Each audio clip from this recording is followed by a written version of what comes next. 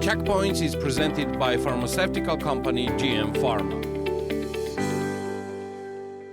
Hi Ron, it's a pleasure to have you here for us at BMG. Interviewing angel investors in general is always a big opportunity because we, as a business media, we always seek investors who would love to invest in Georgia because otherwise our country will never develop. So thank you for this opportunity. It's my pleasure to be here. It's my second time in Georgia directly, but I've been helping Georgia for about 4 years, sometimes in person, sometimes over the web, evaluate startups and help with best practices. So we're here in Batumi attending the Georgian Startup Summit. Within the Georgian Startup Summit, the Startup World Cup competition was also held, and you served on the jury of that. Let's start by discussing the startups that participated in the World Cup. What impressions did you get from them?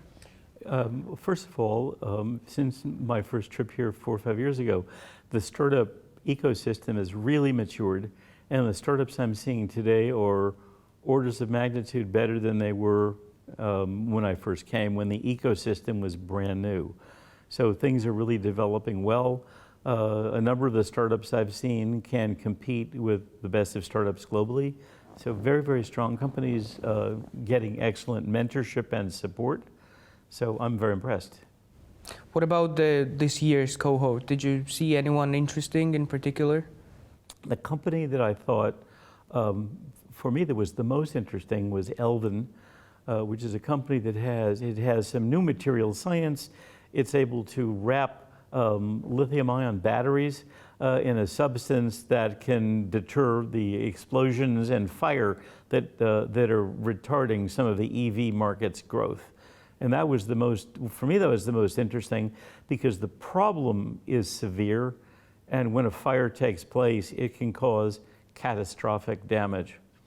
I also own an EV, and I would love to see it better protected in the future versions. So I like that.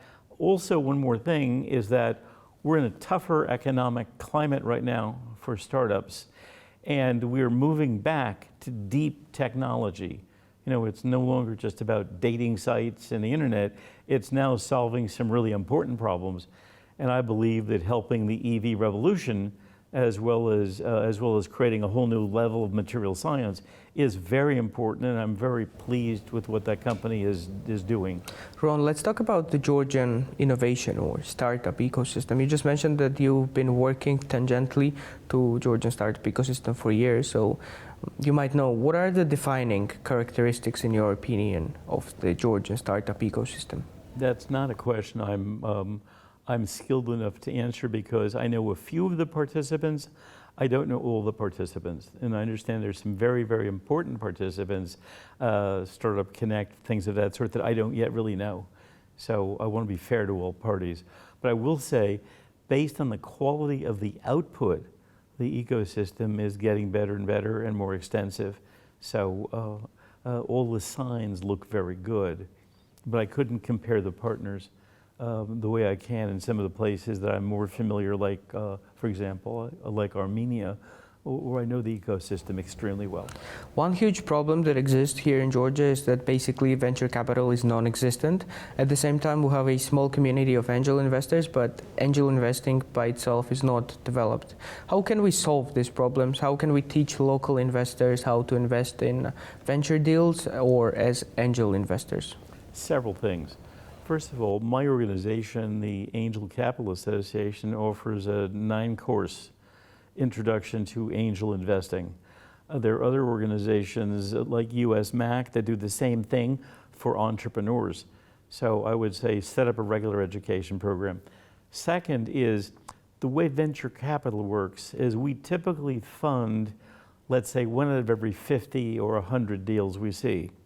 So the way you do this is by working regionally, by working within the region, not just in Georgia itself, to get the number of deals. Also, because many of the companies that one would fund would be operating as well in Kazakhstan or Armenia, as well as Georgia. And you want to make sure that those synergies exist from the beginning, so they can grow bigger than they could if they only focused on the Georgian market or the Kazakhstan market themselves. So operating regionally for it's probably the first way to go. Ron, you are an incoming president at the Angel Capital Association in the US. Can you elaborate on what you guys do at the ACA? Sure. The Angel Capital Association is the umbrella organization for individual and group angels in North America. We've got 16,000 members, we have 250 angel groups, and we do several things. We help syndicate deals, we provide education, we've provided thousands and thousands of education hours to angels around the world. We also have ways of collaborating, sharing best practices. We also represent the interests of angels with the US regulatory authorities to make sure that angels get favorable tax treatment, that entrepreneurs can keep much of the income that they've generated or the profits they've generated when they exit. So we're looking out for the ecosystem in the US to make sure that it's favorable to growth. Do you have a particular investment strategy? Yes. Yes, I'm a classic business-to-business angel. I focus on AI, I focus on big data, I focus on analytics, kind of solving hard problems for businesses, often in vertical markets like oil and gas or national security or fintech. As I like solving big problems, but I do it in areas I really know well. And I come out of the AI and data industries, and I've been doing this for 30 years. So I tend to focus on things I know about. One of your biographical traits that fascinates me the most is that you worked for years at Next, the company founded by Steve Jobs during turbulent times at Apple. Did you know Steve Jobs directly? Yes, I did. I know Steve extremely well. In fact, after Steve died, I gave 3 different eulogies for Steve. Sometimes I worked direct for Steve, sometimes I did other things, but one point I was director of marketing for Europe, and I was based in Europe, commuting everywhere from the Czech Republic to Sweden to Germany to Britain to France. So I spent a fair amount of my business life in Europe. And that's one of the reasons that I enjoyed my work at Next. But working for Steve was amazing, absolutely amazing. He was tough. He changed his mind a lot. He expected you to anticipate what he was going to do next. But the thing I liked best, besides he was a great motivator, was that Steve was data-driven. He said, "Ron, I'm going to fire you." He did not like a direction I was pushing on the company. So I said, okay.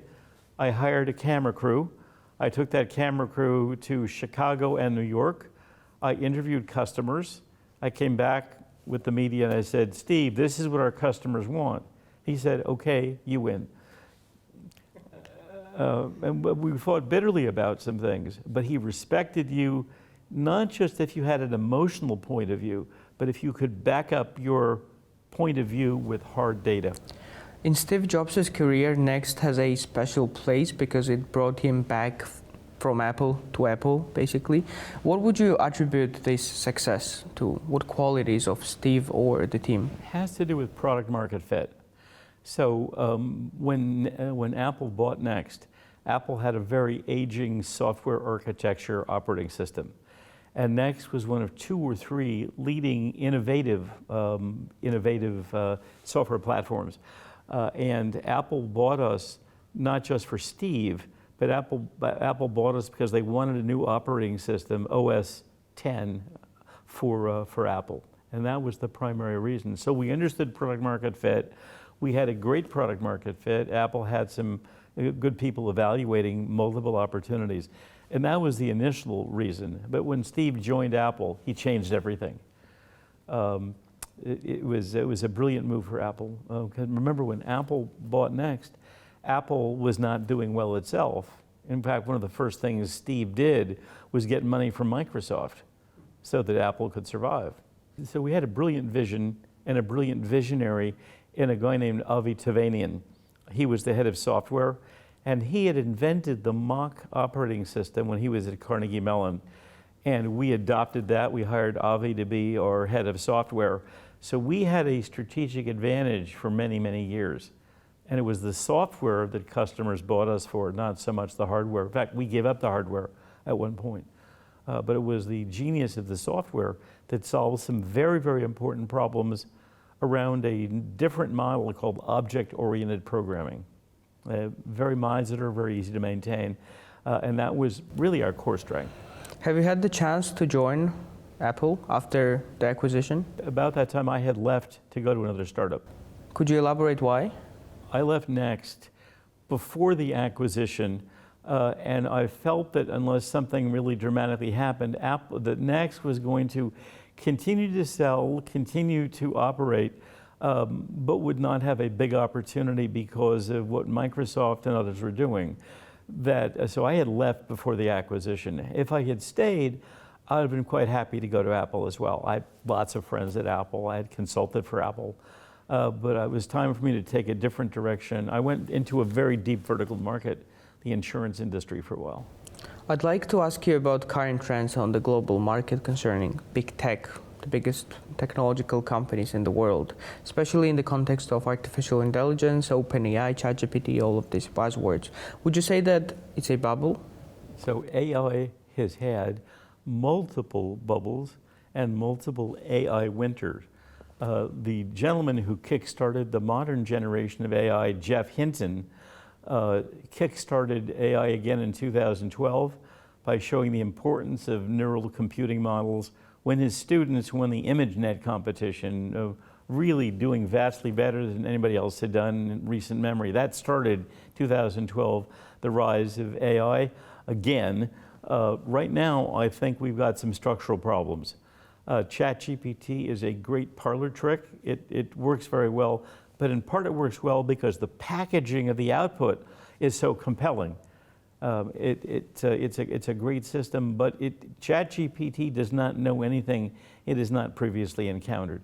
So, but it's able to do vast amounts of normal kind of manual data retrieval work brilliantly. To compete for ChatGPT's next generation, whether you're Apple or Facebook or Google or Microsoft, it requires billions of dollars of funding, and the best minds in computer science. So this is not a place that startups can compete. Where startups can compete is with the practical uses of tools like ChatGPT in vertical markets. But the negative there is that there's no barriers to entry. Anybody can use the same ChatGPT engines, so they will not have that kind of moat that protects them. I think the biggest structural issue in the AI industry right now is finding brand new methods that don't require soccer field-sized data farms and hundreds of the world's best data scientists. And so there is a lot of work going on in AI that is not so resource intensive, what's called green AI, that doesn't require the kind of compute power or the number of geniuses to power it. So things like sparser matrices, using smaller computes to make some breakthroughs. So I'm a big fan of some of the next generation tools. There's a whole new area emerging as well, where you take the neural model, the brain model, along with the kind of decision support model that had been used in the early 2000s. And these are coming together, rule-based and neural-based computing that I think will be even more powerful than we see today. There are investment opportunities, but it's yet to be seen how we can best work with ChatGPT, because on one hand, it'll generate lots of similar companies. On the other hand, unless you're Google, it's hard to compete. Do you think AI should be regulated? And if yes, how? I understand that it's a very broad question, of course. I have not made up my own mind yet. On the one hand, the people calling for regulation, some of them are behind in AI and maybe using this as a time to catch up. If I can stop my competitors from moving forward, I can catch up. On the other hand, the progress of AI is so dramatically fast that we really can't predict how to control it. So I think there's some legitimate concern, but my other concern is who will regulate the regulators? What's your take on the general AI, general artificial intelligence? Is it a possibility? We're not there at all, and ChatGPT is not a symbolic reasoning system It is not. It does not understand things. It has no consciousness. So there's lots of development of new technology, like memory, for example, that's needed before we can even begin to approach a general AI. That's still off in the future. But I am nervous. When the brightest minds, like the guy I mentioned, Jeff Hinton, says, slow the train down, I'm scared, there's good reasons to be nervous. The last question I want to ask you concerns startups, because we're on the Georgian Startup Summit. I ask this question to all the investors. Could you list some tips and trips and some advice to startup founders? What should they do? What should they focus on? That's a great question.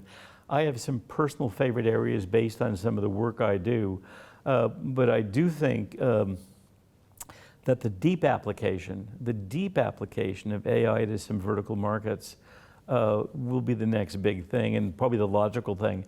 The key thing is, can you develop your own unique your intellectual property? So some of the work that's going on right now is in areas like healthcare, where you're building specialized taxonomies, where you're building special databases. The integration of statistical methods along with textual, unstructured information is wide open. So I think that deeply understanding a vertical market, deeply bringing new data that you own to bear on that market is certainly one set of opportunities. But there are a zillion opportunities. For me, curing cancer is certainly an objective we still have. So applying these techniques to problems that really matter, like navigation, like safer streets, better autonomous driving, better autonomous vehicles, certainly curing horrible diseases. Those wide open problems that what I call problems that matter. So I'm hoping that people focus more on problems that matter than what we've done in the past 5 or 6 years, which has been pretty trivial. Ron, thank you very much for the interview. It was a pleasure, and I really hope that during your next visit to Tbilisi we can talk again. Thank you.